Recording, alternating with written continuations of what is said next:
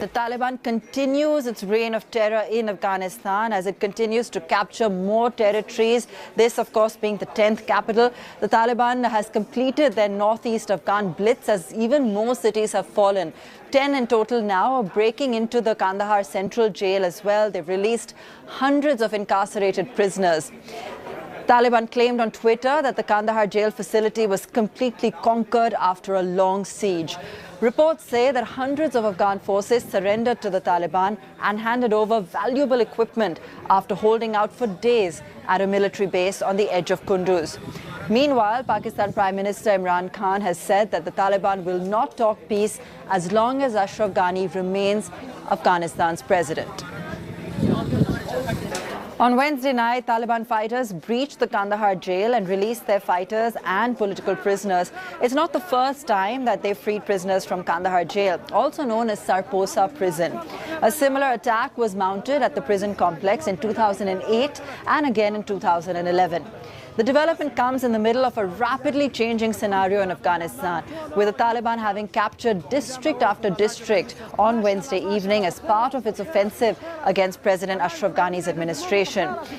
India Today's Ashraf Ghani was on ground zero near the Kandahar prison just days ago. Here's a look at that report.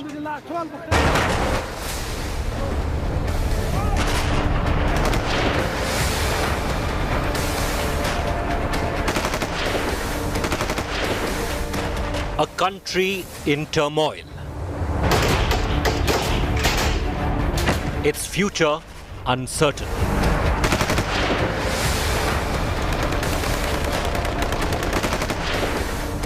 The withdrawal of US troops has cast a huge shadow on stability in the troubled nation, especially with the sheer pace with which Taliban is expanding its stranglehold. Kandahar city is the most important, we can say, a kind of a city which has an emotional attachment with the Taliban, because Taliban was ruling 2 decades back in Afghanistan, their main epicenter, and what in the common quotes the Taliban called Markaz was only this city, and they only want the control in this city.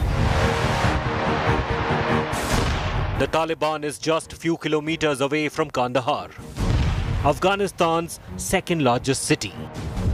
Afghan forces are fighting with their backs to the wall to hold them back. इस पहाड़ के पीछे तालिबान ताक में बैठा है कि कब उसे मौका मिले और यहाँ कंदहार में अफगान फौजों पर हमला करे और उसके साथ साथ इस शहर में, जो कि कंदहार का शहर अफगानिस्तान का दूसरा सबसे बड़ा शहर है, उसमें घुसने में कामयाब हो. For Taliban, Kandahar is vital because the city's jail holds 6,000 of its fighters. The main focus of the Kandahar is, as I was mentioning, about this jail where most of the Taliban fighters are still captive. In fact, when there are operations, any Taliban who is being captured live is being brought to this jail. On ground zero, the situation remains volatile.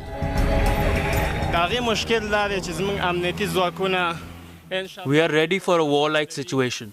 The biggest problem is that we are short of weapons at the moment. We are always stronger than them in every fight. Most of our firing happens overnight. Amid all the fighting, it's the innocent Afghan citizen who is suffering the most.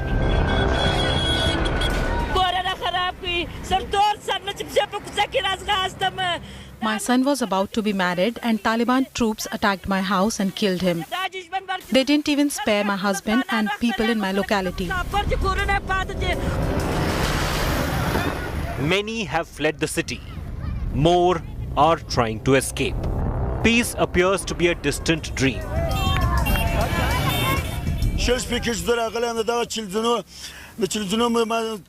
The Taliban forces are camping right behind this area. I had gone there once and they tore my clothes. The situation is very volatile at the moment. In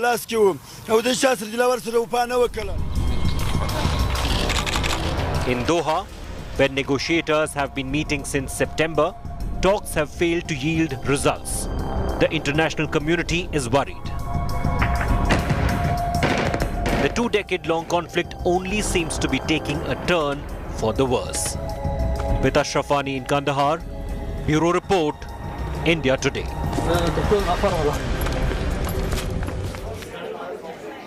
Well, the situation in Afghanistan is a cause of grave concern. 8 provincial capitals have fallen in the last 7 days. We've got you reports on the Taliban breaking into Kandahar prison and 30,000 people being internally displaced in Kandahar. The situation is extremely grim, even in Mazar-e-Sharif. Though President Ashraf Ghani flew into Mazar-e-Sharif to boost the morale of government forces, India has decided to withdraw diplomats, staff and personnel from the consulate at Mazar.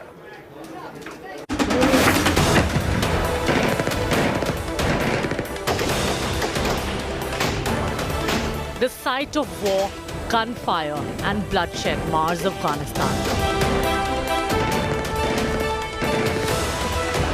The hardline Islamists now claim it has taken control of a helicopter donated by India to Afghanistan forces in Kunduz. Yet another region now falls into the hands of the Taliban.